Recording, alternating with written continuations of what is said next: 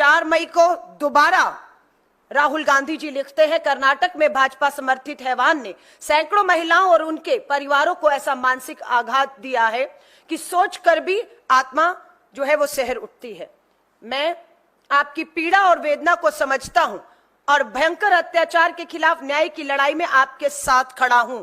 ये राहुल गांधी जी पीड़िताओं से कह रहे हैं, लेकिन प्रधानमंत्री जी ने एक शब्द नहीं कहा कि वो इन सबके साथ न्याय करेंगे।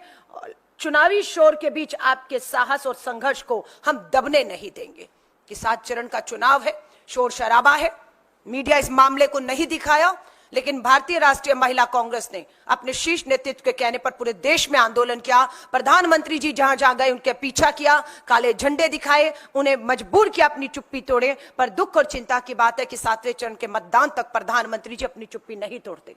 राहुल गांधी जी तक ने पीड़िताओं को न्याय दिलाने के लिए लिखा है कि मैंने कर्नाटक के मुख्यमंत्री को पत्र लिखकर उस हैवान के लिए कड़ी से कड़ी सजा सुनिश्चित करने और पीड़ित परिवारों को हर संभव सहायता मुहैया करवाने का आग्रह किया है, जिसे स्वीकार भी कर लिया गया और जो नतीजे के तौर पर आपके हमारे सबके सामने है।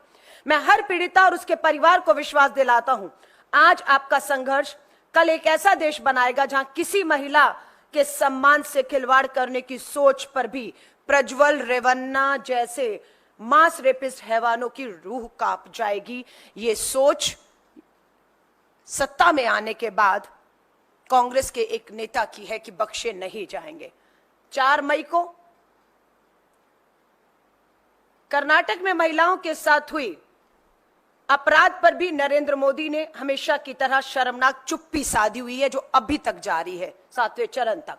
प्रधानमंत्री को जवाब देना होगा।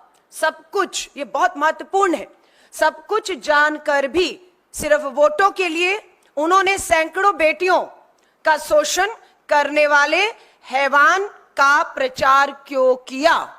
ये सबसे बड़ा सवाल उठता है कि क्या प्रधानमंत्री जी मजबूरी थी? ये पोस्टर जग जाहिर है जो राहुल गांधी जी सवाल उठा रहे हैं। ये है प्रज्वल रेवन्ना, बीच में पूर्व प्रधानमंत्री एचडी देवेगौड़ा जी, और उसी मंच पर प्रज्वल रेवन्ना के लिए कर्नाटक की हासन लोकसभा सीट पर वोट मांगते हुए नीले कोट में दिख रहे हैं देश के प्रधानमंत्री नरेंद्र मोदी जी।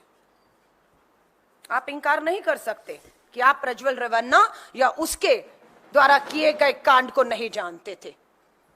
ये पोस्टर देखिए, इसमें भी कहते हैं प्रधानमंत्री जी हार से हताश निराश होके कि मुझे गुस्सा आया तो 7 पीढ़ियों की पोल खोल दूंगा। यहां कितनी पीढ़ियां हैं?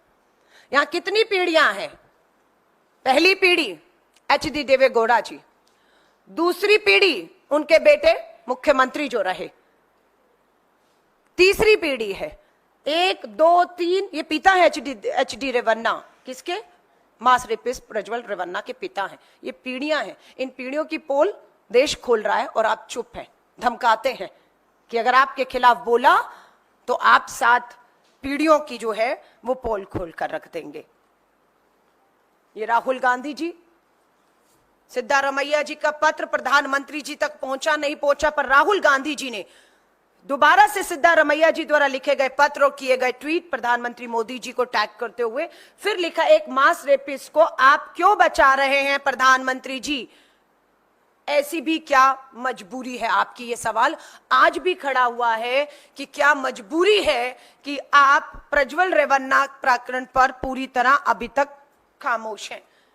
प्रियंका गांधी जी ने भी 29 अप्रैल को ट्वीट किया है और साफ कहा है, जिस नेता के कंधे पर हाथ रखकर पीएम फोटो खिंचवाते हैं, जिस नेता का चुनाव प्रचार करने 10 दिन पहले पीएम स्वयं जाते हैं, मंच पर उसकी प्रशंसा करते हैं, आज कर्नाटक का वह नेता देश से फरार है। उसके जघन्य अपराधों के बारे में सुनकर ही दिल दहल जाता है। ये प्रियंका गांधी जी लिख रही हैं। सैकड़ों महिलाओं का जीवन जिसने तहस नहस कर डाला, मोदी जी क्या अब भी आप चुप रहेंगे?